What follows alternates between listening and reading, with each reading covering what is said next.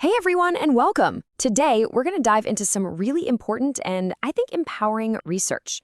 We're going to explore the science behind complementary support for non-melanoma skin cancer, looking at what dietary and supplemental approaches actually show some promise.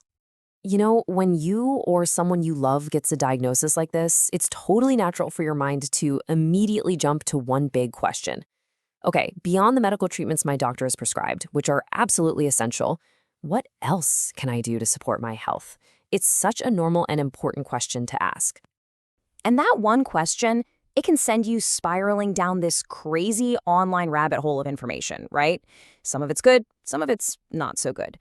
Our whole goal here is to cut right through all that noise and just distill the key findings from the actual research into a clear, useful overview for you.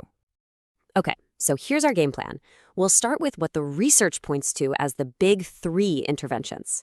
Then we'll touch on some other really promising areas. We'll explore how these things might actually be working in the body, and we'll wrap up with the most important part, how you can use this information. Sound good? Let's jump in. All right, we're kicking things off with the three interventions that pop up again and again in the research. These are the ones that have a pretty significant number of studies or even clinical trials backing them up. And our first one might make you do a double take. It's coffee. Yeah, really. Specifically, study after study looking at dietary habits has found this fascinating link between drinking coffee and outcomes for basal cell carcinoma, or BCC. And we're not talking about a small effect here. Some of these studies are reporting that coffee consumption is associated with around a 30% lower risk of a second basal cell carcinoma. That's a pretty big number to see repeated across different studies. So what's the deal here? Well, a couple of key things to know. First, this effect seems to be all about caffeinated coffee. And it's not just about a recurrence either. Other studies have found a reduced risk of getting a BCC in the first place. Now, the exact numbers do bounce around a bit from study to study, but that connection, it's surprisingly consistent. All right, our second of the big three is nicotinamide. This is a specific form of vitamin B3, and if you've heard of any of these, it's probably this one, because it has some really solid clinical trial data behind it. And this is where it gets really compelling.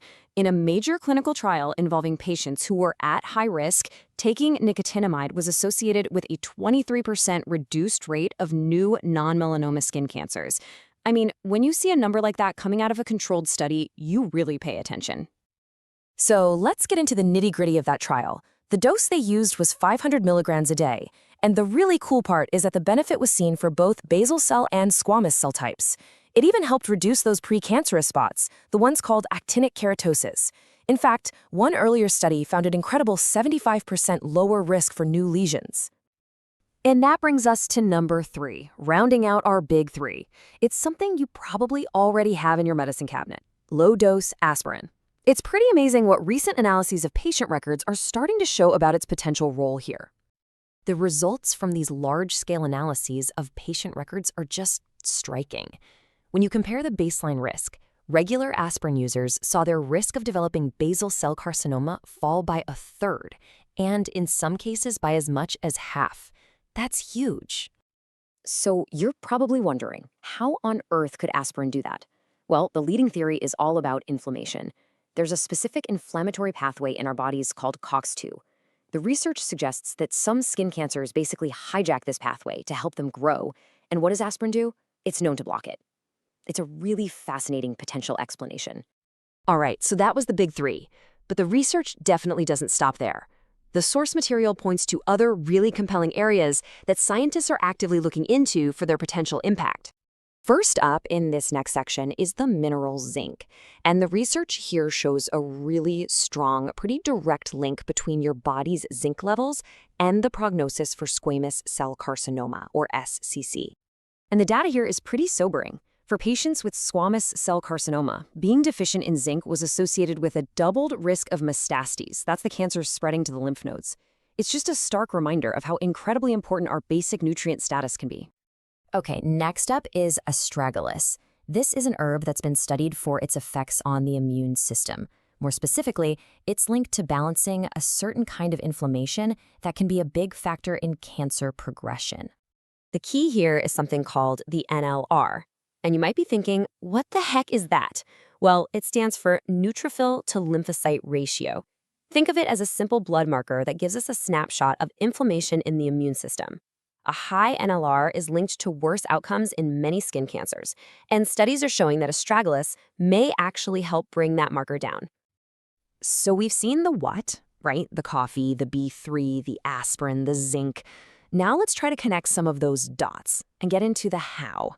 Because understanding the potential ways these things work gives so much more context to all of this.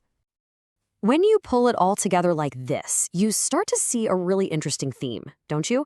So many of these interventions are targeting different kinds of inflammation. You've got aspirin going after that COX-2 pathway, astragalus working on that immune imbalance measured by the NLR, and then with zinc, it's about fixing a straightforward deficiency that can have these massive downstream effects. Here's a really simple way to think about it. Imagine systemic inflammation is like static on an old radio. It just makes it harder for your immune system's important signals to get through clearly. Based on this research, the goal of something like aspirin or astragalus is to help turn down that static, to help clear the signal, so your body's own amazing defenses can do their job more effectively. We have covered a ton of information, so now we get to the single most important part of this whole conversation. What do you actually do with this? This is all about taking that next step, but doing it in an informed way, as a partner with your medical team. And I need to be absolutely crystal clear here. This explainer is not medical advice. It is not a prescription. The entire goal here, the only goal, is to arm you with solid information from the research so you can walk into your next appointment and have a more active, engaged, and productive conversation with your oncologist. Because this knowledge, it opens the door to new questions, right? Questions about maybe testing your zinc levels, questions about whether a supplement like nicotinamide might make sense for you given your history. It empowers you to be an active partner in your own care. So the real question I want to leave you with is this: what could your next conversation with your doctor uncover?